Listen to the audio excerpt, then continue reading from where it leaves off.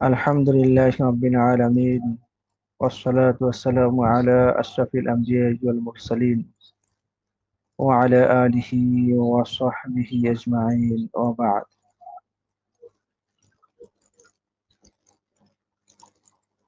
اللهم انفعني بما علمتني وعلمني ما ينفعني وزدني علما. শুরুতেই উপস্থিত সকলের প্রতি শুকরিয়া জ্ঞাপন, বিশেষ করে যারা মুলতাকার আয়োজন করেছেন, তো ওনাদের প্রতি বিশেষ শুকরিয়া। ইলম এবং দ্বীনের প্রচার প্রসারের জন্য ওনারা কাজ করে যাচ্ছেন। আল্লাহ তাআলা আমাদের এই প্রচেষ্টাকে কবুল করেন এবং ইখলাস পূর্ণ করে দেন, আল্লাহর জন্য, দ্বীনের জন্য যেন হয়। আজকে মূলত পরিচিতি পর্ব, এজন্য খুব ভারী বা গভীর কোনো বিষয় রাখা হয়নি। সহজ একটি বিষয় নিয়ে চিন্তা করা হয়েছে, উপস্থিত চিন্তা যে হয়তো এই বিষয়ে আলোচনা করলে সহজে কিছু কথা বলা যাবে। এবং অনেক ভাই আছেন যারা হয়তো তাদরিসে আছেন, তাদরিসে না থাকলেও কোনো না কোনো ভাবে তাদরিসের সাথে হয়তো একটা সম্পর্ক আছে, ব্যক্তিগত ভাবেও হয়তো পড়াচ্ছেন বা হাদিসের উপস্থাপন করে যাচ্ছেন, হাদিসের ব্যাখ্যা বিশ্লেষণ করে যাচ্ছেন। তো এই বিষয়টা হয়তো কাজে লাগতে পারে, যে তাদরিসুল হাদিস শরীফ বাইনাল আসালাতি ওয়াল মুআসারাতি। তো হাদিস শরীফ আমাদেরকে এগিয়ে নিয়ে যেতে হবে। রাসূল করিম সাল্লাল্লাহু আলাইহি ওয়াসাল্লাম বলেছেন যে হাদিসু আন্নি ওয়ালাউ আয়া। রাসূলের হাদিস পৌঁছানো আমাদের দায়িত্ব, ঈমানি দায়িত্ব। তো হাদিসের আলফাজ পৌঁছানো যেভাবে গুরুত্বপূর্ণ একটা দায়িত্ব, সাথে সাথে হাদিসের মাআনি, হাদিসের বার্তা, হাদিসের যে রিসালা আছে, তো এটা পৌঁছানো আরো বেশি গুরুত্বপূর্ণ দায়িত্ব। তো হাদিসের রিসালা, হাদিসের বার্তা, হাদিসের মাঝে যে নির্দেশনা আছে, এটা পৌঁছানোর অনেক মাধ্যম থাকলেও কেন্দ্রীয় মাধ্যম হচ্ছে দার্স। মানে দার্সের মাধ্যমেই মোটামুটি শুরু হয়, দার্সে হাদিসের ব্যাখ্যা হয়। যারা শ্রোতা আছেন, দর্শে যারা শিক্ষার্থী আছেন, ওনারা পরে যে কেউ ওয়াইজ হন, কেউ বক্তা হন, খতিব হন, ইমাম হন, বা লেকচারার হন, বা লেখক হন। তো যারা মোটামুটি হাদিসের ব্যাখ্যা বিশ্লেষণের কাজ করে যাচ্ছেন, ব্যক্তিগত পর্যায়ে হোক অথবা যেভাবে হোক না কেন, দেখা যাবে যে ওনার শুরুটা হয়েছে দার্স থেকে। উনি কোনো দার্সে উপস্থিত ছিলেন, হাদিস পড়েছেন, হাদিস শিখেছেন, হাদিস ব্যাখ্যা বিশ্লেষণের নিয়ম পদ্ধতি উনি জেনেছেন, তারপরে উনি কাজ শুরু করেছেন। দার্সের মাধ্যমে যেভাবে হাদিসের ব্যাখ্যা বিশ্লেষণ মানুষের সামনে উপস্থাপন করা যায়, অন্য মাধ্যমগুলো অত বেশি ব্যাপক হয় না, বা ওরকম ধরনের মানে প্রতিষ্ঠিত পদ্ধতি না। তো হাদিসকে যদি সঠিকভাবে, হাদিসের বার্তা, হাদিসের রিসালা কে যদি আমরা মানুষের সামনে সঠিকভাবে উপস্থাপন করতে চাই, বর্তমান যুগের মানুষকে যদি হাদিসের সাথে পরিচিত করতে চাই, বা মানুষের অন্তরের মাঝে হাদিসের গুরুত্ব, হাদিস যে তার জীবনেও বড় একটা ভূমিকা রাখে, বর্তমান জীবনকে সুন্দর করার জন্য, ইসলামী হিসেবে গড়ে তোলার জন্য হাদিসের বড় প্রভাব আছে। তো এই বিষয়টা যদি আমরা পৌঁছাইতে চাই, বুঝাইতে চাই, তাহলে কাজটা শুরু হতে হবে দার্স থেকে। মানে দার্সের মাধ্যমে কিছু লোক তৈরি হবে এবং তারা নিজেদের অবস্থান থেকে এই বিষয়গুলো মানুষের সামনে উপস্থাপন করতে থাকবে। তো এই জন্য এই চিন্তা মাথায় রেখে তাদরিসুল হাদিস শরীফ বাইনাল আসসালাতি ওয়াল মুআসারা, দারসুল হাদিস, হাদিস পড়ানো এবং পড়া, এটা কিভাবে হবে এবং কিভাবে হলে আমরা বেশি উপকৃত হব। এর চাইতে বড় কথা হচ্ছে যে বর্তমান মুসলিম উম্মাহ, মানব জাতি বেশি উপকৃত হবে। একটা হচ্ছে আমি নিজে বুঝলাম, আর একটা হচ্ছে আমার বুঝের মাধ্যমে আরো 10 জন বা মুসলিম উম্মাহ, একটা সমাজ, একটা দেশ উপকৃত হলো। তো উপকার যেন শুধু আমি নিজেই পেয়েছি এরকম যেন না হয়, যেন অন্যদের মাঝে আমি ছড়িয়ে যেতে পারি। তাহলে আমাকে কিভাবে পড়তে হবে বা আমাকে কিভাবে পড়াইতে হবে হাদিসটা। এর জন্য দুটি শব্দ এখানে চয়ন করা হয়েছে, আল আসলা এবং আল মুআসারা। আহ, তো যদিও বা তাদরিসুল হাদিস এটা এখন ব্যাপক একটা বিষয় হয়ে গেছে, এবং এই বিষয়ে স্বতন্ত্র গ্রন্থ আছে অনেক, অনেকে এই বিষয়ে কাজ করে যাচ্ছেন যে দার্স, হাদিসের দার্স আসলে কেমন হওয়া দরকার। তো সব বিষয় নিয়ে হয়তো আজকে আলোচনা করা সম্ভব হবে না, খুবই সংক্ষিপ্ত সময়। তো এই দুটা শব্দকে কেন্দ্র করে দু একটি কথা উপস্থাপন করা যায়। আল আসলা, আল মুআসারা। আল আসলা বলতে হয়তো আপনারাও বুঝতে পারছেন যে হাদিস তো আজকে নতুন না। রাসূল করিম সাল্লাল্লাহু আলাইহি ওয়াসাল্লাম নিজে হাদিস পড়িয়েছেন, হাদিস শিখিয়েছেন, হাদিসের ব্যাখ্যা শিখিয়েছেন, এবং সাহাবায়ে কেরাম হাদিসের দার্স দিয়েছেন, তাবিঈন হাদিসের দার্স দিয়েছেন, আইম্মা মাতবুঈন যারা আছেন, এছাড়া যুগে যুগে যারা উলামা আছেন, মুহাদ্দিসিন আছেন, ওনারাও হাদিসের দার্স দিয়েছেন। এছাড়া দার্সুল হাদিস, হাদিসের দার্স দেওয়ার একটা মৌলিক পদ্ধতি আছে, যেটা সব যুগের জন্য এক। যেমন নাকি দালালাতুল আলফাজ, শব্দের ব্যাখ্যা কি হবে, শব্দের ব্যাখ্যাটা কিভাবে করবে, এটার মৌলিক কিছু তরিকা আছে, উসুল আছে, এটা সব যুগের জন্য এক, এখানে কোনো পরিবর্তন আসবে না। এর সহজ উদাহরণ হচ্ছে আমরা উসুলুল ফিকহের কিতাবে কিতাবুল্লাহর বাহসে আমরা যে দালালাতুল আলফাজ পড়ি, খাস, আম, মুতলাক, মুকায়াত, হাকিকাত, মাজাজ, বিশেষ করে আদ-দালালাতুল আরবাআ, একটা কালাম বা একটা জুমলা কত দিক থেকে বোঝা যায়, বা আমার সামনে যদি একটা হাদিস আসে, তাহলে এই হাদিসের অর্থ, হাদিসের মর্ম কত দিক থেকে আমি বের করতে পারবো, উদ্ধার করতে পারবো, কতগুলো দিক আছে। বা এর মাঝে এমনও কি আছে কিনা যে হয়তো কিছু তরিকা আছে হাদিস থেকে মর্ম, নির্দেশনা, বার্তা বের করার জন্য, উদ্ধার করার জন্য সহি তরিকা আছে, কিছু আবার ভুল পদ্ধতিও আছে। তো এই বিষয়গুলো নিয়ে উসুল ফিকহে বিশদ আলোচনা আছে। আমরা জানি যে হানাফিদের উসুল ফিকহের কিতাবের মাঝে জুমলা বা কালাম বা একটা নাস এর দালালাতের ক্ষেত্রে চারটি পদ্ধতি হচ্ছে স্বীকৃত পদ্ধতি, সহি পদ্ধতি। ইবারাতুন নাস, দালালাতুন নাস, ইকতিদাউন নাস, ইশারাতুন নাস, এই চার পদ্ধতি। মানে হাদিস থেকে যে কোনো বার্তা, রিসালা যদি আপনি বের করতে চান, তাহলে এই চার পদ্ধতির কোনো এক পদ্ধতি মেনে আপনি বের করতে হবে। অন্যান্য মাযহাবে আরো কিছু পদ্ধতি ওনারা অনুসরণ করেন, আমাদের মাযহাবের আইম্মায়ে কেরাম ওই পদ্ধতিগুলোকে সহি মনে করেন না বা যথার্থ মনে করেন না, বা কিছু আছে যেগুলো তাদাখুল এর ভিতরে চলে এসেছে। যেমন আমরা জানি যে মাফহুমুল মুওয়াফাকা একটা ইসতিলাহ আছে, পরিভাষা আছে। অন্যান্য মাযহাবে মাফহুমুল মুওয়াফাকা এই শব্দটা বেশি ব্যবহার করে। তো মাফহুমুল মুওয়াফাকা এবং আমাদের মাযহাবের উসুলুল ফিকহের কিতাবের দালালাতুন নাস প্রায় একই। এর কিছু বিষয় আছে যেগুলো আমাদের এই উসুলের মাঝে চলে এসেছে, আর কিছু বিষয় আমাদের আইম্মায়ে কেরাম এটাকে সহি বা সঠিক পদ্ধতি মনে করেন না। তো এটা হচ্ছে আল আসালা, মানে আল উসলুব আল আসিল, মানে মূল পদ্ধতি, এটা যেখানে পরিবর্তন আসবে না। যে যুগেই যে ব্যক্তি হাদিস বুঝতে চাক না কেন, হাদিস থেকে কোনো বার্তা যদি বের করতে চায়, তাহলে এই চার পদ্ধতিতে আসতে হবে।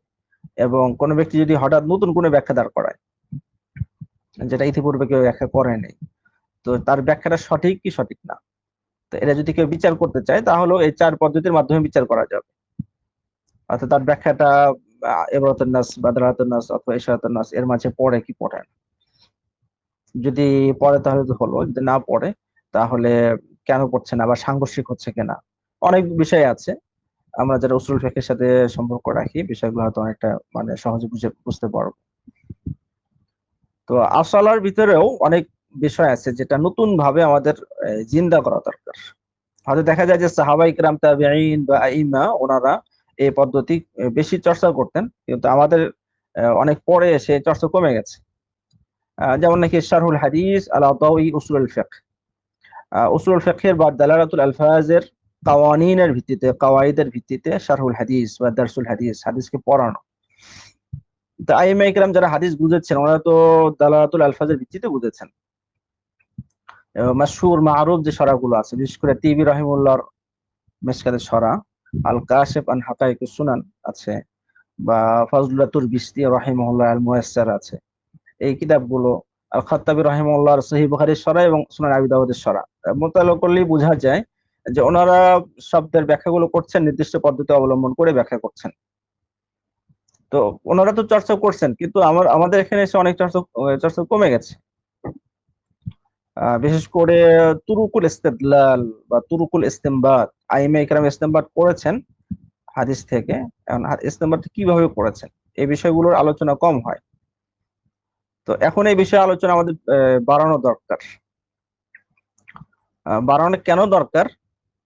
তার অনেকগুলোই কারণ আছে। তার মধ্যে সবচেয়ে বড় কারণ হচ্ছে, যেটাকে আল মুআসারা মাজমুআ আনা যায়, যে বর্তমান যুগের মানুষ অনেকটাই দলিল মুখী হয়ে গেছে। প্রমাণ বুঝতে চায়, দলিল বুঝতে চায়, মানে সারসংক্ষেপ হচ্ছে বুঝতে চায় ইসলাম এখানে কি বলে এবং কেন বলে, এই কথাটা কেন, তারা বোঝার চেষ্টা করে। আর একজন মানুষকে সহজে বুঝাইতে হলে অবশ্যই আমাদেরকে তুরুকুল ইস্তিদলাল খুব ভালোভাবে আয়ত্ত করতে হবে, এবং সহজে কিভাবে উপস্থাপন করতে হয় তাও আয়ত্ত করতে হবে। মানে ইলমি ইসতিলাহ ছাড়াও এই কথাটা সহজে কিভাবে বুঝাবো এবং যৌক্তিক ভাবে বুঝাইতে পারবো, এর আয়ত্ত না করলে আসলে সহজে উপস্থাপন করা কঠিন। তো মানুষ যেহেতু দলিল বুঝতে চায়, এই সময় যদি আমরা তুরুকুল ইস্তিদলালের চর্চা ব্যাপক না করি, তাহলে কিন্তু আমরা পিছিয়ে যাব। মানুষের সামনে এই ইসলামের মূল রূপটা যৌক্তিক ভাবে উপস্থাপন করতে পারবো না। এর একটা বিষয়। দ্বিতীয় নম্বর বিষয় হচ্ছে যে এখন যেহেতু বিশ্বায়নের যুগ হিসাবে চারো মাযহাব অনেকটা কাছাকাছি এসে গেছে, মানে একজন ব্যক্তির কাছে একই মাসআলায় চারো মাযহাবের কথা সামনে এসে যায়, এবং সে নিজেই কখনো কখনো ভুল ভাবে এটাকে ব্যাখ্যা করতে থাকে। তো চারো মাযহাব বা চার মাযহাবের বাহিরেও যে সকল মতাদর্শ আছে, তাদের কথাগুলো যেহেতু খুব কাছাকাছি মানুষের সামনে চলে আসে, তখন তাদের অন্যান্য মাযহাবের চিন্তার চাইতে ফিকহ হানাফির চিন্তা বা আমাদের মাওকিফ যে আরো মজবুত, আরো শক্তিশালী, এটা যদি কেউ জোরালো ভাবে উপস্থাপন করতে চায়, তাহলে অবশ্যই তুরুকুল ইস্তিদলাল আহ ভালোভাবে জানতে হবে, না হলে আমরা দুর্বল হয়ে যাব। তো এদিকটা আমাদের চর্চা বাড়িয়ে দেওয়া যেতে পারে, এবং এটা হয়তো সবাই এহসাসও করেন এর জরুরত। অনেক বিষয় এরকম আছে যে একসময় হয়তো এই মাসআলা এভাবে ব্যাখ্যা করার প্রয়োজন ছিল না, কিন্তু এখন কোনো না কোনো ব্যক্তির কারণে এই মাসআলা সামনে এসেছে, এবং তুরুকুল ইস্তিদলাল অথবা এই দালালাতে আরবা এর ভিত্তিতে আমাদেরকে ব্যাখ্যা করতে হচ্ছে। যেমন সহজ একটা উদাহরণ দেওয়া যায়, যে এখন কোরবানির সময় এসেছে। তো এই সময় একটা বিষয় নিয়ে আলোচনা প্রায় শোনা যায় যে হাদিসে তো 7 জনের কথা আছে, আল বাকারাতু আন সাবআতিন, আল জাজুরু আন সাবআতিন, 7 জনের কথা আছে। তো এখন 7 জনের নিচে, অর্থাৎ 6 জন, 5 জন, 4 জন, 3 জন বা 2 জন শরীক হতে পারবে কি পারবে না। তো কোন এক শ্রেণীর লোক তারা হঠাৎ দাবি করে বসলো যে 7 জনই হতে হবে, 7 জনের নিচে হওয়া যাবে না। 5 জন 6 জন হলে শরীকানা এটা জায়েজ হবে না, বৈধ হবে না। তো এখন ওই ব্যক্তিকে আমরা কিভাবে বুঝাবো? তার হাদিসে তো সাবআতুন শব্দ আছে, সাবআতুন লাফজুন খাস। তো এটার কমও যে চলবে, এটা বোঝাবো কিভাবে? তো এটা বোঝানোর সহজ পদ্ধতি হচ্ছে দালালাতুন নাস। দালালাতুন নাস আমরা জানি যে প্রসিদ্ধ উদাহরণ যেটা, ওয়ালা তাকুল্লাহুমা উফ, পিতামাতাকে উফ বলতে নিষেধ করা হয়েছে। এখান থেকে দালালাতুন নাসের ভিত্তিতে বের হয়ে আসে যে যদি উফ বলা যেহেতু নিষেধ, তাহলে তো প্রহার করা, অত্যাচার করা বা তরিকা আউলা, মানে আরো আগে নিষেধ হয়ে যাবে। এটা হচ্ছে দালালাতুন নাস। তো সাবআতুন এই শব্দেরও দালালাতুন নাস থেকে একথা বোঝা যায় যে সাতের নিচেও শরীক হওয়া যাবে। এখানে দালালাতুন নাসটা কিভাবে? দালালাতুন নাসটা বুঝতে হলে আমাদের এই পদ্ধতি বুঝতে হবে যে কোরবানি একা দেওয়া হচ্ছে আফদল, উত্তম। এই জন্য উৎসাহ দেওয়া হয় যে একাই যেন কোরবানি দেয়, শরীক যেন না হয়, এটা আফদল, উত্তম, মোস্তাহাব কাজ। আর যদি কেউ শরীক হতে চায়, তাহলে সর্বোচ্চ 7 জন শরীক হতে পারবে, সর্বোচ্চ। তো যেমন নাকি বলে না মুজার উপর মুসাফারা, তো মুসাফিরের জন্য মানে 3 দিন, সর্বোচ্চ 3 দিন। তো সর্বোচ্চ 3 দিন যেহেতু বলা হবে, তাহলে 2 দিন তো বাতরিকে আওলা মশা করা যাবে, একদিন তো আরো বেশি করা যাবে।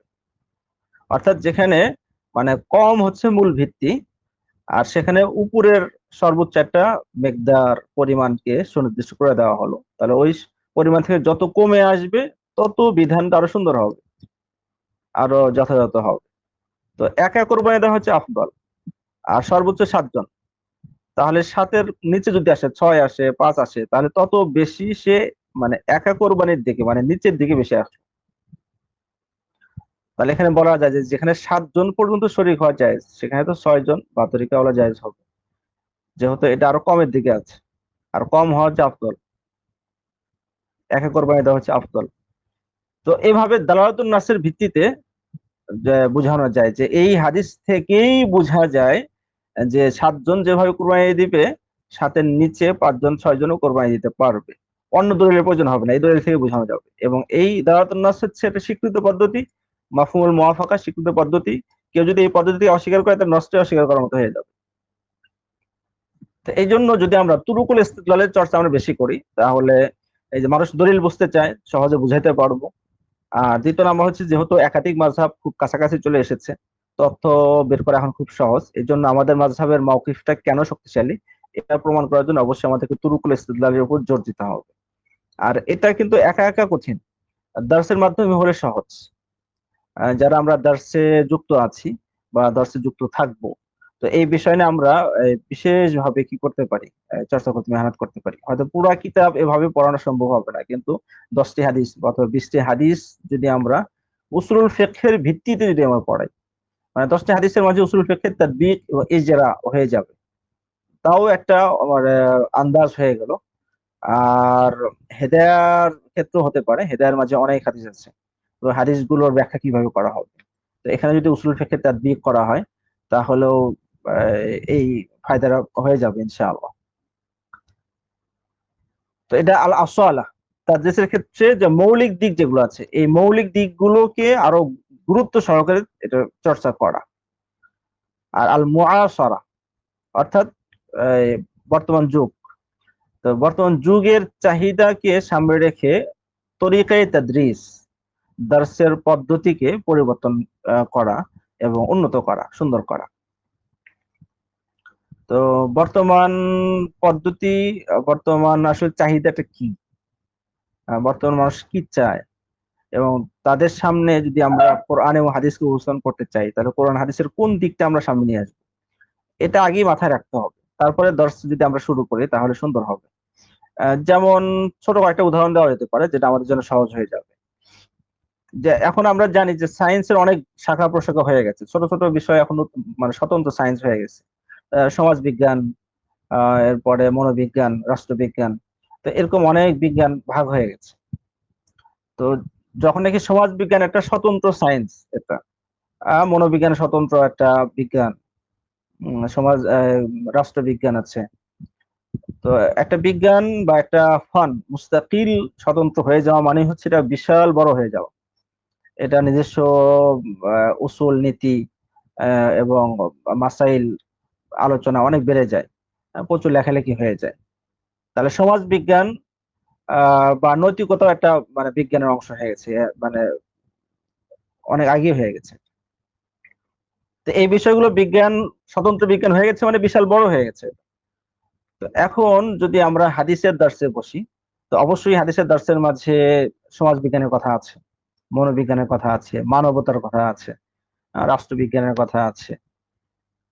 তো এই হাদিসগুলো আমি কিভাবে পড়াবো, অর্থনীতির কথা আছে, তো এই হাদিসগুলো আমি কিভাবে পড়াবো, এই অধ্যায়টা আমি কিভাবে পড়াবো। তো এই অধ্যায় যদি স্বাভাবিকভাবে আমরা মানে এভাবে মানে পড়িয়ে দিই বা নিজেরাও পড়ি, যে হাদিস আজ সামনে আছে, তো হাদিসের তর্জমা করা হলো, শব্দের অর্থগুলো বোঝা হলো, মতলবটা বোঝা হলো, বাস খালাস। দুই একটা যদি আহ, হাদিসের শব্দের উপর বা ইখতিলাফ থাকে শব্দ নিয়ে বা জুমলা নিয়ে বা কোনো হুকুম নিয়ে, তো ইখতিলাফটা নিয়ে আলোচনা করা হলো, আলোচনা শেষ হয়ে গেল। তো এইভাবে যদি মানে আমরা আলোচনা শেষ করে দিই তাহলে একজন তালিবে ইলমের জেহেন বর্তমান যুগের সাথে সংযুক্ত হলো না, একটা কানেকশন তৈরি হলো না। মানে দার্স থেকে যেই সমাজের উপরে বা সমাজের সামনে হাদিসটাকে সুন্দরভাবে সে উপস্থাপন করতে পারবে না। আর দার্স থেকে যে তাকে নতুন করে আর ভাবতে হবে যে হাদিসের মধ্যে কি আছে আসলে, আর মানুষ কি চায়, তো মানুষের চাহিদা এই হাদিসের মধ্যে মিটানোর ক্ষমতা আছে কিনা, নতুন করে ভাবতে হবে। এই ভাবনার মাঝে হয়তো কেউ সফল হবে, কেউ সফল হবে না, তো আর কেউ ভুল করবে, এমন হতে পারে। আর দার্সের মাধ্যমে যদি হয়ে যায়, ওস্তাদ যদি এই কাজটা করে দেন, তাহলে 10 জন 20 জন বা 100 জন তালিবে ইলম তৈরি হয়ে গেল। তারা দর্স থেকে উঠেই যেভাবে নামাজের হাদিস আহ, পড়ে দর্স থেকে উঠেই মসজিদে আমল করে, তো ওরকম দার্স থেকে উঠেই সমাজের সামনে হাদিসটাকে সুন্দরভাবে উপস্থাপন করতে পারবে। যদি ভাবিয়া করা হয়। তো এই জন্য এই বিষয়ের অধ্যায়গুলো পড়ানোর আগে ওই বিষয়টা, মানে যেমন অর্থনীতির কিতাবুল বইও পড়ানোর আগে অর্থনীতির বিষয়টা আগে জানা, অথবা কিতাবুল বই সম্পর্কে অন্যরা কিভাবে ইয়া করে। এরপরে কিতাবুল কাজা আছে, কিতাবুল হুদুদ আছে, আইন সম্পর্কে পড়ানোর আগে বর্তমান আইন সম্পর্কে জানা। তো এখন অবশ্য যারা নতুন সরা লিখছেন এবং অনেকটাই সচেতন, তো ওনারা এই কাজটা করে দিচ্ছেন। যে এই অধ্যায়ের সাথে বর্তমান বিজ্ঞানের বা বর্তমান প্রচলিত কোন ফোনের সাথে সম্পর্ক বেশি, কোন বিষয়ের সাথে সম্পর্ক বেশি, ওই বিষয়গুলো নিয়ে ওনারা আলোচনা করে দিচ্ছেন। তো এর একটা উত্তম উদাহরণ হতে পারে যে তাকমিলাতু ফাথিল মুলহিম, শেখুল ইসলাম হযরত মুফতি তাকি ওসমানী সাহেব হাফিজাহুল্লাহ। তো উনি তাকমিলাতু ফাথিল মুলহিমের মাঝে আহ, বেশ কয়েক জায়গাতে এরকম করেছেন যে মূল কিতাব শুরু করার আগে, মানে হাদিস শুরু করার আগে উনি এই কিতাবের সাথে সংশ্লিষ্ট একটা মুকাদ্দিমা উনি উল্লেখ করেন। উম, যেমন কিতাবুল বুয়ুর আগে অর্থনীতি বিষয়ে সুন্দর একটা মুকাদ্দিমা আছে। তো এই মুকাদ্দিমার মাধ্যমে অর্থনীতির সাথে এবং কিতাবুল বুয়ুর সাথে একটা সম্পর্ক তৈরি হয়। এরপরও একদম খাস ওই হাদিসের সাথে আধুনিক কোনো বিষয়, অন্য কোনো চিন্তার, মানে আহ, সমাজকেন্দ্রিক হতে পারে, অথবা রাষ্ট্রকেন্দ্রিক হতে পারে, রাজনীতির সাথে সংশ্লিষ্ট হতে পারে, আইনের সাথে সংশ্লিষ্ট হতে পারে, ব্যাংকিং মার্কেটিং এর বিষয়ে সংশ্লিষ্ট হতে পারে। তো এই বিষয়ে আসলে বর্তমানের চিন্তাটা আসলে কি, তো এই চিন্তার সাথে হাদিসের ফিকির, হাদিসের চিন্তা বার্তা রিসালার সাথে একটা তুলনামূলক বিশ্লেষণ করা। তো যদিও বা তুলনামূলক বিশ্লেষণ কম হয়, এমনি মাঝে মাঝে উল্লেখ করে যে এর সাথে এই বিষয়ের সম্পর্ক আছে, এই হাদিসের এই শব্দ থেকে এই কথা বোঝা যায়, হাদিসের এই বাক্য থেকে এই কথা বোঝা যায়, এটা জায়েজ হবে কি জায়েজ হবে না। তো এরকম ধরনের আলোচনা তো অনেক আছে, কিন্তু মানে স্বাভাবিক আধুনিক কোনো চিন্তা, কোনো বাদ ইজমকে সামনে নিয়ে আসা এবং সাথে সাথে এর বিপরীতে হাদিস যে চিন্তা দিয়েছে দুটার মাঝে একদম জোরালো ভাবে তুলনামূলক বিশ্লেষণ, মানে একদম কম্পারেটিভ স্টাডির মতো নিয়মতান্ত্রিক ভাবে করা, এটা খুব বেশি হয় না, হলে আরো বেশি ভালো হতো, মানে ছাত্রদের জন্য, তালেবের জন্য বেশি উপকার হতো আর কি। এরপর উনি করেছেন অনেক জায়গাতে ওনার সহিহ বুখারীর যে সরা বের হয়েছে ইনআমুল বারী, এখানেও বেশ কিছু হাদিসের মাঝে যে উনি মানে এভাবে ব্যাখ্যা করার চেষ্টা করেছেন। তো এটা একটা খুবই গুরুত্বপূর্ণ দিক যে বর্তমান তালিবে ইলমদেরকে যদি আমরা ভবিষ্যৎ প্রজন্ম এবং মুসলিম উম্মার জন্য রাহবার হিসাবে, তাদের সামনে ইসলামকে উপস্থাপন করার উপযোগী হিসাবে গড়ে তুলতে চাই, যোগ্য হিসেবে গড়ে তুলতে চাই, তাহলে এই দিকটা আমাদের খুব মানে জোর দিতে হবে। দ্বিতীয় একটা বিষয় হলো যেটা আমাদের মাঝে ব্যাপক চর্চা হওয়া দরকার, আলোচনা হওয়া দরকার। মানে আমি সরাসরি কাজটা করি বা না করি, কিন্তু এটা আমার জানা দরকার এবং আপসের ভিতরে মাঝে মাঝে মোজাকারা হওয়া দরকার। যেটাকে বলা যেতে পারে তাসবিতুল ইজাজ। কোরআনের ইজাজ তো আমরা সবাই জানি যে কোরআন হচ্ছে মুআজিজ, অর্থাৎ কোরআনের আহ ছোট থেকে ছোট একটা আয়াত, এটাও কেউ বানাতে পারবে না। আল্লাহর পক্ষ থেকে নাজিল করা হয়েছে, মানুষের ক্ষমতা সাধ্যের মাঝে নাই যে একটা আয়াত, একটা সূরা সে বানাবে। তার মানে মুআজিজ ইজাজ মানুষকে এটা অক্ষম বানিয়ে দিয়েছে, মানুষের ক্ষমতার বাহিরে কোরআনকে বানানো, একটা আয়াতকে বানানো। তো কোরআনের আয়াত যেভাবে বানাতে পারবে না, কোরআনের মাঝে আল্লাহ তাআলা যে বার্তা দিয়েছেন, যে নির্দেশনা দিয়েছেন, যে বিধান দিয়েছেন, এই বিধানগুলোর মাঝেও ইজাজ আছে। অর্থাৎ মানুষের কল্যাণ যদি সাধিত করতে হয়, মানুষের কল্যাণ যদি বাস্তবায়ন করতে হয়, তাহলে তাকে কিভাবে জীবন যাপন করতে হবে, তার জীবনের পদ্ধতি, জীবন চলার পদ্ধতি কি হবে, লাইফস্টাইল কি হবে, তার চিন্তা চেতনা কি হবে। তো এই বিষয়ে তো কোরআন বিশদ আলোচনা করেছে। তো কোরআনের প্রতিটি বিধানের মাঝেও ইজাজ আছে, মানে কোরআন যত সুন্দর বিধান দিয়েছে মানুষের জন্য, সামগ্রিক দৃষ্টিকোণ থেকে এত সুন্দর বিধান কোনো মানুষ নিজের থেকে তৈরি করতে পারবে না। তাহলে যদি দাবিটা এরকমই হয় যে কোরআন এবং হাদিস, তো হাদিসের প্রতিটা বিধানই এরকম যে এখানে ইজাজ আছে, সামগ্রিক দৃষ্টিকোণ থেকে সবকিছু মিলে এভাবে মানুষ তৈরি করবে, এটা সম্ভব না মানুষের জন্য। তো এটা তো দাবি, কিন্তু এটাকে প্রমাণ করে দেখাইতে হবে। যেমন অর্থনীতি, তো আল ইজাজ ফিল ইকতিসাদ আল ইসলামী, ইসলামী অর্থনীতির মাঝে ইজাজের দিকটা কি, মানে ইসলামী অর্থনীতির মাঝে এমন কি দিক আছে যেটা মুজিজ। এটা মানুষ মানে চিন্তা করলেও পারতো না। মানুষ চিন্তা করলে তো অনেক অর্থ ব্যবস্থা তৈরি করেছে, একদম প্রাচীন কাল থেকে বর্তমানেও অনেক অর্থ ব্যবস্থা আছে। কিছু অর্থ ব্যবস্থা একসময় খুব মানে দাপটের সাথে প্রতাপের সাথে প্রতিষ্ঠা লাভ করলেও এখন সেটা হারিয়ে গেছে অথবা পতনমুখী হয়ে গেছে। মানুষ এখন গ্রহণ করছে না। কিন্তু একসময় খুব শক্তিশালী ছিল, এর পক্ষে অনেক জোরালো যুক্তি দেওয়া হয়েছে, আরো কত কিছু করা হয়েছে, কিন্তু এখন সেই গ্রহণযোগ্যতা সে হারিয়ে ফেলেছে। তো এরকম অনেক মানে ব্যবস্থা আছে, অর্থ ব্যবস্থা আছে। তো সেখানে ইসলাম যে অর্থ ব্যবস্থা দিয়েছে এটার মধ্যে একটা ইজাজ আছে, যেটা মানুষ মানে অনেক চেষ্টা করার পরও করতে পারেনি এবং করতে পারবেও না। যদি মানুষ নিতে চায়, গ্রহণ করতে চায়, তো একমাত্র হাদিস থেকেই, কোরআন থেকেই গ্রহণ করতে হবে, ইসলাম থেকে গ্রহণ করতে হবে, বিকল্প কোনো পথ নাই, বিকল্প কোনো রাস্তা নেই। কিছুদিন আগে একজনের লেখা দেখলাম যে আল ইজাজ ফি আহকাম যাবেহ, জবেহ করা। জবেহ করার ক্ষেত্রে আমরা জানি যে গরু এবং ছাগলকে জবেহ করতে হয় আর উটকে নাহার করতে হয়। তো জবেহ করার ক্ষেত্রে কতগুলো রগ কাটবে, কতগুলো রগ কাটবে না, এবং এখানে সুন্নত মুস্তাহাব কি কি আছে, এই সবগুলো বিষয় নিয়ে গবেষণা করার পরে উনি প্রমাণ করেছেন এটা, যে একটা প্রাণীর প্রাণ বের হবে, তো এটার উত্তম ইহসান মানে সর্বোত্তম পদ্ধতি মানে কি হতে পারে। মানুষ অনেক চেষ্টা করেছে, অনেক চিন্তা করেছে, কিন্তু অনেক চেষ্টা করে অনেক চিন্তা করে এত সুন্দর কোনো পদ্ধতি আবিষ্কার করতে পারেনি যে এত সুন্দর পদ্ধতি ইসলাম দিয়েছে। তাহলে ইসলামের এই জাবাহের পদ্ধতির মাঝে একটা ইজাজ আছে। এখন কেউ হয়তো মিশকাতুল মাসাবি পড়াচ্ছেন, তো ওনার কিতাবের মাঝে তো অনেক আবহাওয়া আসবে এরকম, যেটা ইসলামের মৌলিক কিছু বিষয় নিয়ে আলোচনা হয়েছে। তো এই জায়গায় এই ইজাজের দিকগুলো কি কি এবং কেন মুআজিজ, তো এই বিষয়টা যদি জোরালো ভাবে উপস্থাপন করা হয় এবং সাথে সাথে এর মুকাবিল, এর বিপরীত যে সভ্যতা আছে, কালচার আছে, ইজমবাদ মতবাদ আছে, তাদের সাথে ওই সকল বিষয়গুলোর সাথে যদি আমরা তুলনা করি এবং ইসলামের এই ইজাজকে যদি ফুটিয়ে তুলি, তো স্বাভাবিকভাবেই দেখা যাবে যে তার খুব যোগ্য তালেব ইলম তৈরি হবে এবং আহ, বর্তমান বিশ্বে মুসলিম উম্মার চাহিদাকে, তাদের এই চিন্তার কৌতূহল, চিন্তার যে খোরাক, এটা মিটানোর জন্য অনেক লোক তৈরি হবে। এবং খুব সহজে আমরা মানুষকে বুঝাইতে পারবো যে ইসলামের কাছেই আপনাকে আসতে হবে, ইসলামের বিকল্প নাই।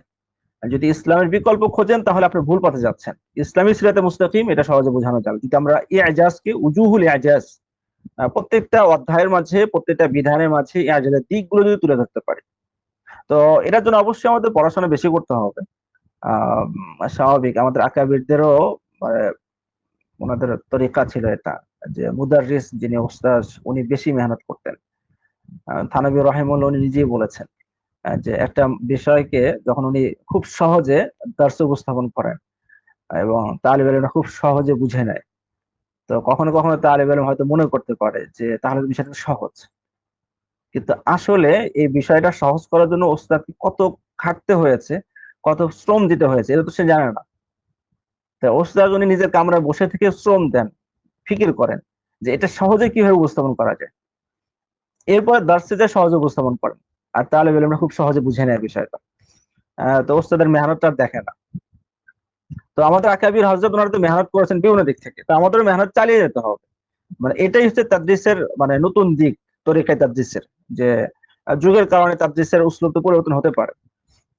তো এখন যেহেতু ইসলামকে মানুষ এভাবে চিন্তা করছে, ইসলামের এই দিকগুলো এভাবে দেখার চেষ্টা করছে, বোঝার চেষ্টা করছে এবং আগ্রহ প্রকাশ করছে, তাহলে ইসলামের এই ব্যাখ্যাটা আমাদের অবশ্যই সামনে নিয়ে আসতে হবে এবং এই ব্যাখ্যাটা আমাদের কাছে পরিচিত হতে হবে। তো এর জন্য কিছু বিষয়ে তো অনেক কাজ হয়ে গেছে, গবেষণা হয়ে গেছে, এরকম খুব সহজে হয়তো আমরা পেয়ে যাব। আর কিছু বিষয় হয়তো গবেষণার বাকি আছে, তো গবেষণার অপেক্ষা করা। আরো যদি হিম্মত ওয়ালা সাথী থাকে, তাহলে কোনো যোগ্য, দক্ষ, বিজ্ঞ, আলেম, মুত্তাকি ওনার তত্ত্বাবধানে গবেষণা শুরু করতে পারেন। তো গবেষণা শুরু করে উম্মার সামনে একটা নতিজা সামনে আনা যায়। মানে কাজ আহ, চলমান রাখতে হবে। মানে বিষয়টা এরকম না যে পশ্চিমারা গবেষণা করবে তারপরে আমরা এটা ব্যাখ্যা করবো, বিশ্লেষণ করবো, এরকম না। নিজে কিছু গবেষণা আমাদের পক্ষ থেকেও হওয়া দরকার। এই বিষয়ে পরবর্তী আসলে আলোচনা হবে ইনশাআল্লাহ, যে আমরা আসলে হাদিসের ব্যাখ্যার ক্ষেত্রে বিজ্ঞান টেনে নিয়ে আসি, বিজ্ঞান থেকে উদাহরণ দিই। তো বিজ্ঞান থেকে উদাহরণ দেওয়াটা কতটা মানে উপকারী এবং কতটা নিরাপদ, আর এর বিকল্প কি হতে পারে, তো এই বিষয়গুলো পরবর্তীতে একসময় ইনশাআল্লাহ আলোচনা করা হবে। আহ, কিন্তু আমাদের এই দিকটা মানে ইজাজ, উজুহুল ইজাজ, এই দিকটা আলোচনা মোজাকারা বেশি হওয়া দরকার। যদিও আমি আজকে আলোচনা পারছি না অথবা এইভাবে মোতালা করতে পারছি না, কিন্তু আমরা আপসের মাঝে যদি মোজাকারা করি যে প্রত্যেকটা বিধানের মাঝে ইজাজ আছে, এটা আমাদের বুঝতে হবে এবং আধুনিক অন্যান্য বাদ মতবাদের সাথে মিলিয়ে দেখতে হবে বিষয়টা। আর আরেকটা বিষয় হলো আহ, তাদরিসুল হাদিসের ক্ষেত্রে আল মুআশারা, মানে বর্তমানে হাদিসটা সুন্দরভাবে প্রয়োগ করা এবং নিজের জীবনে, নিজের পরিবারে অথবা সমাজে সুন্দরভাবে কিভাবে প্রয়োগ করব, কিভাবে ফিট করব, মিল করব, এটার জন্য তাদাব্বুরে হাদিসের প্রতি গুরুত্ব দেওয়া। শারহুল হাদিস আর তাদাব্বুরে হাদিসের মাঝে পার্থক্য আমরা বুঝতে পারি যে তাফসিরুল কোরআন আর তাদাব্বুরুল কোরআন, এই দুটার মাঝে যে পার্থক্য, শারহুল হাদিস আর তাদাব্বুরুল হাদিসের মধ্যে একই পার্থক্য। তো শারহুল হাদিস তো সাধারণত এরকম হয় যে হাদিসের শব্দর মানা কি, জুমলার কি মানা, এখানে কোনো এজমাল আছে কিনা, তাহলে অজাত কিভাবে হবে কিনা, মেসাল দিয়ে হোক, এখান থেকে কি কি দলিল হুকুম বের হচ্ছে, কি কি বিষয়ে এটাতে দলিল দেওয়া যেতে পারে, এই বিষয়গুলো নিয়ে মুতলাক মানে ব্যাপক ভাবে আলোচনা হচ্ছে শারহের কাজ। কিন্তু আমি ব্যক্তি যিনি যে হাদিসটা পড়ছি, আমার জন্য হাদিসে কি বার্তাটা আছে, আমি এখন বসে আছি, আমার জন্য হাদিসের কি বার্তা আছে, হাদিস আমাকে কি বলে, হাদিস আমাকে খেতাব করে কি করে না। তো এই বিষয়টা হচ্ছে তাদাব্বুরের অংশ। আর তাদাব্বুরের মূল উদ্দেশ্য হচ্ছে যে নিজের উপকারের জিনিসটা খুঁজে নেওয়া, ওখান থেকে নিজের জিনিসটা খুঁজে নেওয়া, এটা তাদাব্বুরের মূল কাজ। অন্যান্য কাজও আছে। তো তাদাব্বুরের হাদিসের প্রতি গুরুত্ব দেওয়া। তো দার্সে হাদিসের মাঝে যদি আমরা তাদাব্বুরের বিষয়টাও গুরুত্ব দিই এবং তালিবে আলেমদেরকে তাদাব্বুরের প্রতি আগ্রহী করে তুলি, বা কিছু কিছু তামরিনী কাজও হতে পারে, অনুশীলনমূলক কাজও হতে পারে, তাহলে দেখা যাবে যে এটা একটা ভালো নতিজার দিকে যাবে এবং প্রত্যেক তালিবে আলেম হাদিস থেকে নিজের জন্য কথা বের করার তো একটা অভ্যাস তৈরি হয়ে যাবে। এবং অবশ্যই তাদাব্বুরের উসুল থাকবে, মানে তাদাব্বুর এটা লাগামহীন না যে একজন হাদিস থেকে একটা বের করলো, চিন্তা করে তো এটা হয়ে যাবে এরকম না। তবে হাদিসের তাহরিব এবং তাবিল, এই দুটা উসুল তো আছে। আমাদের কাবির আসলাফ যারা আছে ওনারা তো উসুল বানিয়ে দিয়ে গেছেন। তাবিলের কিছু উসুল আছে, তাহরিফের কিছু উসুল আছে। কেউ যদি সঠিক নিয়মে সরা করে, তাদাব্বুর করে, সেটা তাবিল হবে। আর যদি কেউ ভুল নিয়মে অথবা সঠিক নিয়মের বাহিরে যে যদি কেউ হাদিস বোঝার চেষ্টা করে, ব্যাখ্যা করার চেষ্টা করে, সেটা তাহারিফ হয়ে যাবে। অনেক সময় এরকম হয় যে হাদিসের কোনো বিষয়ের উপরে হয়তো কেউ এসকাল করে বসে আছে, আপত্তি করে বসে আছে, তো আপত্তির জবাবটা কি হবে। তো জবাব দিতে গিয়ে মানে হাদিসের শব্দের এমন ব্যাখ্যা করা হয় যেটা তাবিল বলা মুশকিল। পিছনে আমরা দেখেছি মুআতাজিলাদের সম্পর্কে যারা ভালো পড়েছেন, তো মুআতাজিলাদের কোরআন এবং হাদিসের ব্যাখ্যাগুলো আপনি খেয়াল করে দেখবেন যে তারা অনেক কোরআনের অনেক শব্দের এমন ব্যাখ্যা দাঁড় করিয়েছে যেটা তাবিল বলা কঠিন। কিন্তু এই ব্যাখ্যা কেন দরকার হলো, যেহেতু এই শব্দের যে বার্তা আছে, যে মর্ম মাফহুম যেটা আছে, এটা যুক্তিতে ধরছে না, মানে যৌক্তিক না, অমুক চিন্তার সাথে যুক্তির সাথে সাংঘর্ষিক, এই জন্য শব্দের এমন ব্যাখ্যা করেছে যেটা মানে হয়তো তাহরিফ হয়ে গেছে বা তাহরিফের কাছাকাছি হয়ে গেছে। তো এই ক্ষেত্রেও সচেতন থাকা যে তাদাব্বুরের নামে যেন তাহরিফ না হয়। যেমন সহজ একটা উদাহরণ দেওয়া যেতে পারে যে হাদিসের মধ্যে মহিলাদের বলা হয়েছে নাকিসাতুল আকল, এটা হাদিসের শব্দ নাকিস, নাকিসাতুল আকল। তো এখানে এসে মানে প্রগতিশীল যারা আছে তারা সহজে প্রশ্ন করে যে ইসলাম মেয়েদেরকে বা নারীদেরকে কি করেছে, মানে ছোট করে দেখেছে, তাদের চিন্তা বুদ্ধিমত্তাকে ছোট করে দেখেছে। অথচ দেখা যায় যে অনেক নারীর বুদ্ধি এবং চিন্তা অনেক মানে পুরুষের চাইতেও কি বেশি। তো এখন হাদিসে তো না কিছু তো আকল শব্দ এসেছে, তো এখানে সবচেয়ে জোরালো পদক্ষেপ ছিল এটা যে হাদিসের শব্দ ঠিক রেখে বাস্তবে নাকসটা কোথায়, মানে কেন নাকস এবং এটার মূল কারণটা কি। এই বিষয়টাকে জোরালোভাবে উপস্থাপন করা, এবং এটা যৌক্তিক বাস্তব বাস্তব আহ, বিষয়, এটাকে অস্বীকার করার কোনো সুযোগ নেই। এবং বিভিন্নভাবে পরীক্ষা নিরীক্ষা করে পর্যবেক্ষণ করে এটাই মানে গবেষণায় প্রমাণিত হয়েছে যে এটা ঠিক আছে। তো এইভাবে উপস্থাপন করা। আর একটা হচ্ছে যে নাকিসা শব্দের এমন অর্থ করা যে অর্থের অর্থটা নাকিসা শব্দের উজুহুদ দালালাত মাঝে পড়ে না, এটা ভিন্ন আর একটা অর্থ করা হলো ওই প্রশ্ন থেকে, আপত্তি থেকে বাঁচার জন্য। তো একজন গবেষক উনি নাকিসের অর্থ করেছেন মুখতালিফা। নাকিসুল আকল অর্থ হচ্ছে মুখতালিফাতুল আকল। উনি এই কথা মানে বুঝাতে চান যে নারীদের চিন্তা চেতনা অনুভূতি যেহেতু পুরুষদের চাইতে ভিন্ন, মানে পুরুষ এবং নারীর মাঝে পার্থক্য হচ্ছে ভিন্নতার পার্থক্য, কম আর বেশির পার্থক্য না। এরকম না যে পুরুষের বেশি নারীর কম, যেটা নাকেশ শব্দ থেকে বোঝা যায়, এরকম না। বরং ভিন্ন, অর্থাৎ নাকেশ অর্থ মুখতালিফা, পুরুষ এবং নারীর উভয়ের মেধা, উভয়ের চিন্তা চেতনা এটা ভিন্ন। ভিন্ন হওয়ার পরে প্রত্যেকেই আপনা আপনার জায়গাতে বেশি হতে পারে, আপনা আপনার জায়গাতে পরিপূর্ণ হতে পারে, কিন্তু ভিন্ন, একে অপর থেকে ভিন্ন। তো যদিও বা জাহেরান বাহ্যত মনে হচ্ছে যে ঠিক আছে, আপত্তি তো দূর হয়ে গেল এই অর্থ করলে, কিন্তু নাকসা শব্দের রসুল করিম সাল্লাল্লাহু আলাইহি ওয়াসাল্লাম এই শব্দের উচ্চারণ করেছেন। এই শব্দের আরবিতে একটা অর্থ আছে। তাই সেই অর্থর যতগুলো দিক আছে এই দিকের মাঝে পড়ে কিনা এটা যে নাকসা অর্থ মুখতালিফা, এবং এটাই বোঝানো হয়েছে। শুধু আপত্তি থেকে মানে বাঁচার জন্য শব্দের আজনবী অপরিচিত ব্যাখ্যা করা এটা তো বাহাদুরির কাজ না, অথবা সত্যকে প্রমাণ করার কাজ না এটা। বরং এটা এই, এক ধরনের কিসের মতো হয়ে গেল, ওজোর খাহির মতো হয়ে গেল, অপারগতার প্রকাশ। আচ্ছা ঠিক আছে, শব্দ এটা বললেও অর্থ এটা না, অপারগতা প্রকাশ করে বের হয়ে আসার মতো হয়ে গেল। তাদাব্বুরে হাদিসের উপর জোর দিতে হবে, কিন্তু এটা লাগামহীন না হয়, বরং এটা সুন্দর উসুলের ভিত্তিতে হতে হবে, কাওয়ানিনের ভিত্তিতে হবে, এবং উপকারী হতে হবে। যেমন কিছুদিন আগেই একটা হাদিসের শব্দ নিয়ে একটু চিন্তা ফিকির করা হচ্ছিল, যে আমরা কাতার সোজা করার সময় এই হাদিসটা প্রায় বলি, যে কাতার সোজা করতে হবে কাঁধে কাঁধ মিলিয়ে। তো হাজু বিল মানাকিব, এটা অনেক হাদিসের মাঝেই এই শব্দ এসেছে। কোন কোন রেওয়ায়তের মাঝে এসেছে যে ওয়া লিনু বিআইদি ইখওয়ানিকুম, লিনু শব্দ মানে লিন লাইন এই শব্দের এসেছে। তো লিনু এই শব্দের কি ব্যাখ্যা? স্বাভাবিকভাবে আমরা এটাই করি যে ঠিক আছে কাঁধ নরম করবে যাতে আরেকজনের সাথে মিলানো যায়।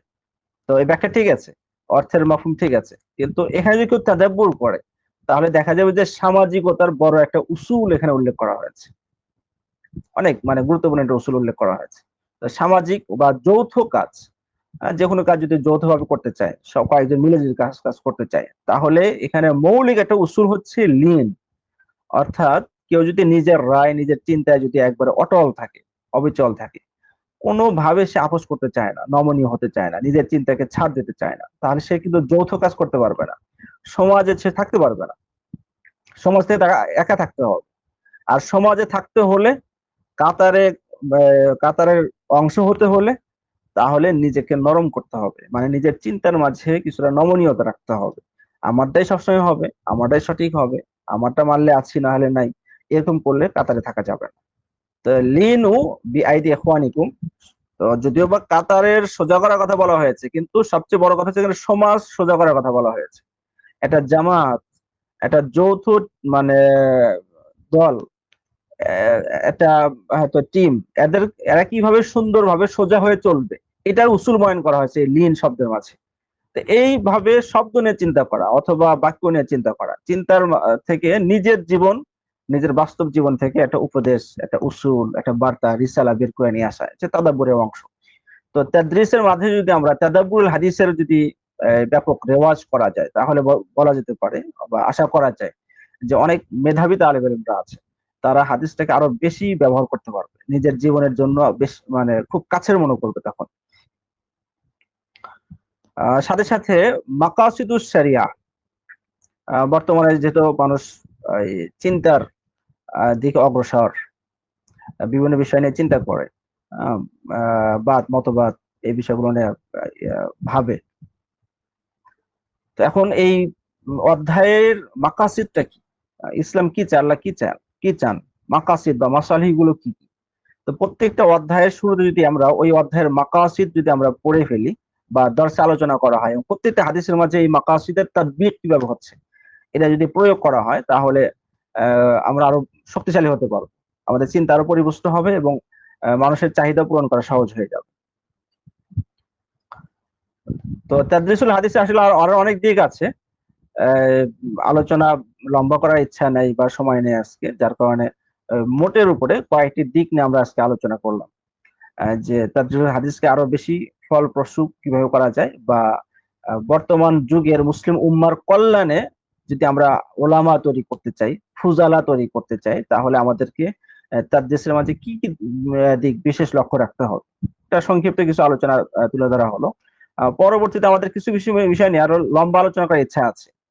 আহ, তার মাঝে যেমন এই যে একটা যে আফকারুল হাদিস, হাদিসের যে চিন্তার যে বার্তা দেওয়া হয়েছে, যে নীতি দেওয়া হয়েছে, এটার এজাজ গুলো সামনে নিয়ে আসা, এটার উপরে আমাদের দীর্ঘ কাজ করার প্ল্যান প্রোগ্রাম আছে। আমরা জামায়াত সুফার পক্ষ থেকে কাজ শুরু করবো ইনশাআল্লাহ, প্ল্যানে আছে। আর সামনে অন্যান্য বিষয় নিয়ে আলোচনা হবে। আজকে আর ভারী এবং খুব গভীর কোনো বিষয় নিয়ে আলোচনা করা হলো না। তো যারা যুক্ত হয়েছেন তাদের প্রতি খুব বেশি আমরা শুকরিয়া জ্ঞাপন করছি। আপনাদের সবার সহযোগিতা থাকলে হয়তো এটা আরো সুন্দর হবে এবং অগ্রসর হতে থাকবে ইনশাআল্লাহ। আর আপনারা কিছু প্রশ্ন পাঠিয়েছেন, তো প্রশ্ন, বিভিন্ন বিষয়ের প্রশ্ন এসে গেছে। আজকে সংক্ষিপ্ত সময়ের কারণে দুই একটি প্রশ্নের উত্তর দেওয়া যায়। তো কেউ কেউ প্রশ্ন করেছেন যে কোন একজন আলেম উনি যদি উলুমুল হাদিস নাও পড়েন, এরপরেও হাদিসের কি কি বিষয় ওনার জানা উচিত। হয়তো উলুমুল হাদিস পড়তে পারেনি, ফিকহ পড়েছেন বা তাফসীর পড়েছেন বা দাওয়া পড়েছেন বা অন্য কিছুই পড়েননি, শুধু দাওয়া পড়ে উনি খেদমতে লেগে গেছেন। এখন উলুমুল হাদিসের কোন কোন বিষয়ে ওনাকে জানতেই হবে, না জানলে উনি হয়তো অভাব অনুভব করবেন, অথবা কোনো কোনো জায়গাতে মুশকিলা সামনে আসতে পারে।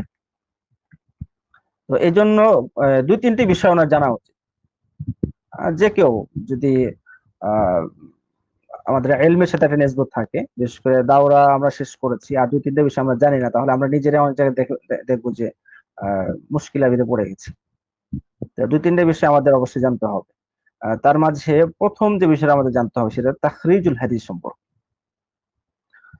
মানে আমার সামনে একটা হাদিস আসলে এই হাদিসটা কোথায় আছে, বা কেউ আমাকে হাদিস সম্পর্কে জিজ্ঞাসা করলে এই হাদিসটা কোথায় পাওয়া যাবে, তো এটা সম্পর্কে তো প্রাথমিক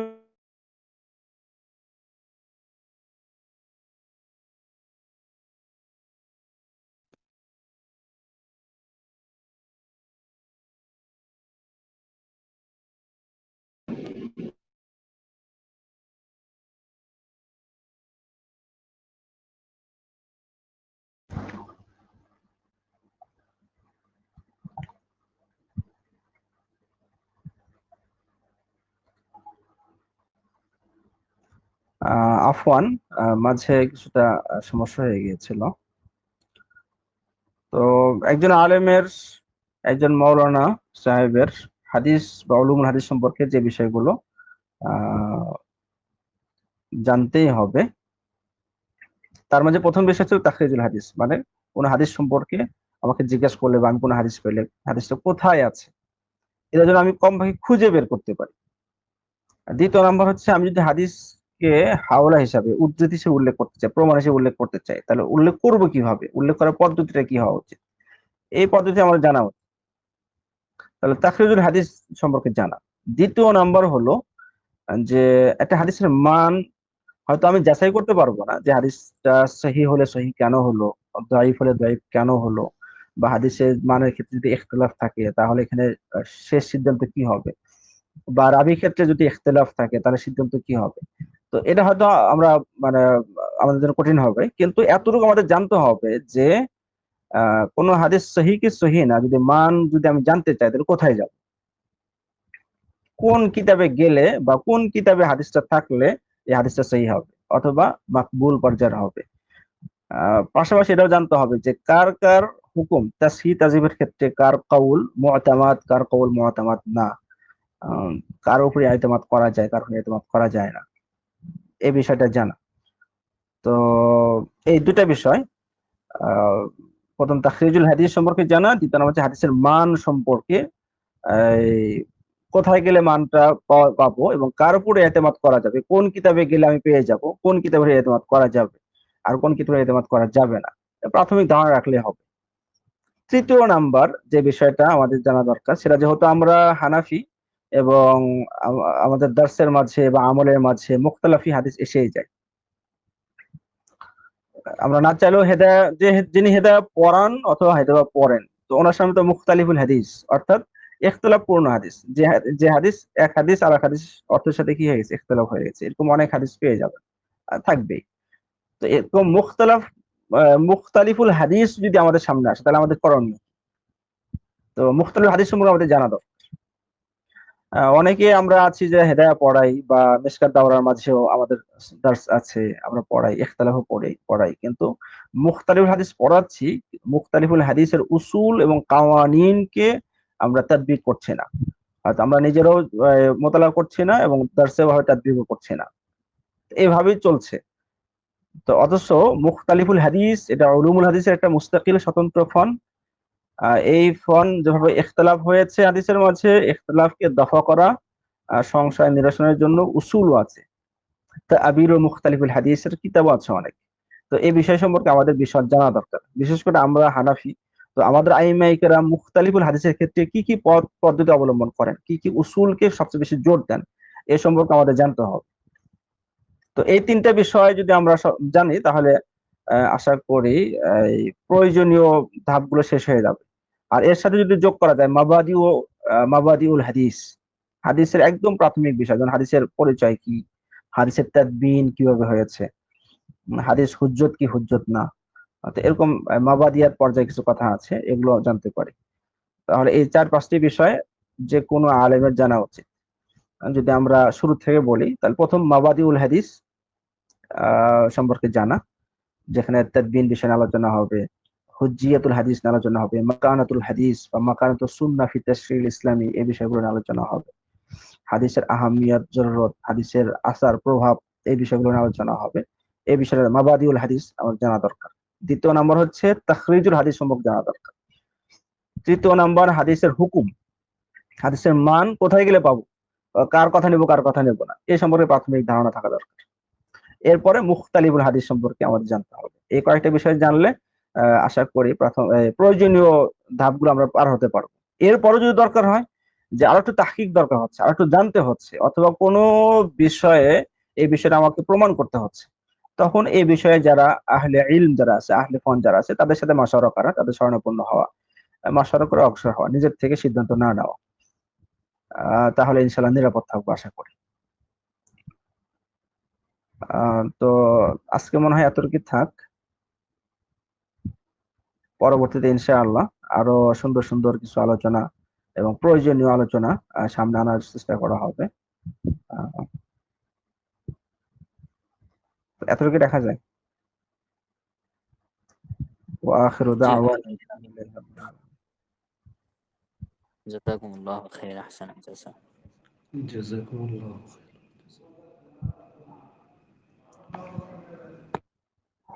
দুই একটা প্রশ্ন শোনা যায় কিনা? জি, হতে পারে, মানে আজকের আলোচনার উপরে।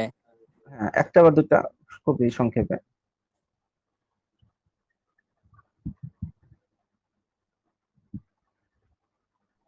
কেউ যদি প্রশ্ন করতে চান তাহলে একটা ইয়া করেন।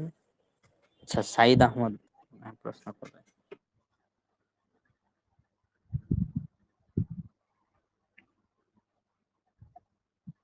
আসসালামু আলাইকুম রাহমাতুল্লাহ। হুজুর বলছিলেন ওয়ালাইকুম যে আসসালাম ওয়া রাহমাতুল্লাহ। মাকাসিদুশ শরিয়ার উপরে জানা, এই বিষয়ে কোনো কিতাব, এই বিষয়ে যদি মানে আমাদের জন্য সহজলভ্য এবং গুরুত্বপূর্ণ কোনো কিতাবের দিক নির্দেশনা দিলে আমাদের জন্য উপকার হতো, এবং পাশাপাশি হাদিস সম্পর্কে যারা উলুমুল হাদিস পড়ে নেয় তাদের উলুমুল হাদিস সম্পর্কে জানা, যে এই সমস্ত যেইটা বিষয়ের কথা বলা হলো এই সম্পর্কেও যদি পাশাপাশি কোনো কিতাবের নাম দেওয়া হতো তাহলে মনে হয় আমাদের জন্য একটু উপকার হতো। জাযাকুমুল্লাহ। মাকাসিদুস শরিয়া সম্পর্কে আমরা সহজ জানতে পারবো যদি আমরা হুজ্জাতুল্লাহিল বালিগা এটা পড়ি। তো এটা মাকাসিদুস শরিয়ার বিষয় কিতাব।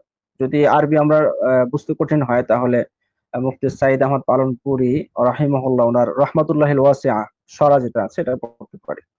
তো এখানে মাকাসিদুস শরিয়া নিয়ে আলোচনা হয়েছে এবং মানাজুর হাসান গিলানী রাহিমাহুল্লাহ উনি লিখেছেন যে শাউলুল্লাহ দেহলভী রাহিমাহুল্লাহ উনি হুজ্জাতুল বালেগা লেখার সময় মিশকাতকে সামনে রেখেছিলেন, যার কারণে মিশকাত পড়ার সময় এটা যদি কেউ মোতালা করে তাহলে অনেক হাদিসের তাদবিক, হাদিসের মূল মানে মর্ম হাকিকত খুব সহজে তার কাছে স্পষ্ট হয়ে যাবে।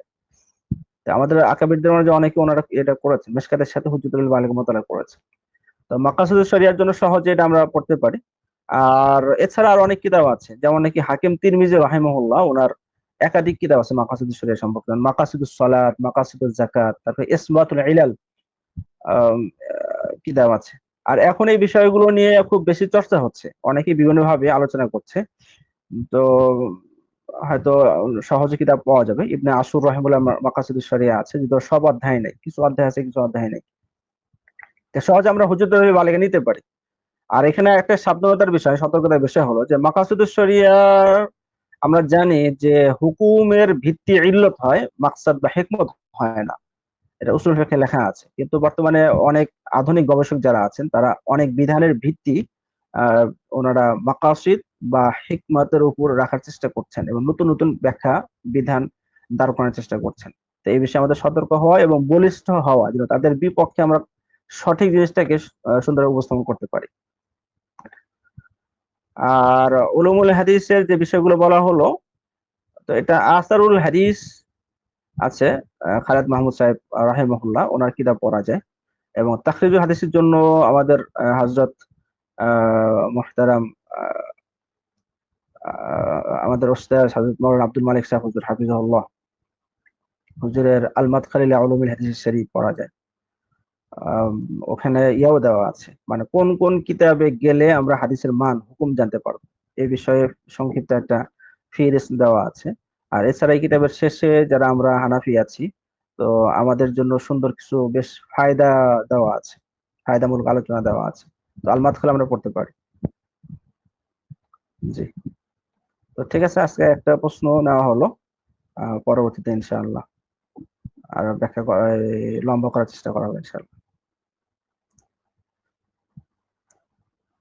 জি, আসসালামু আলাইকুম।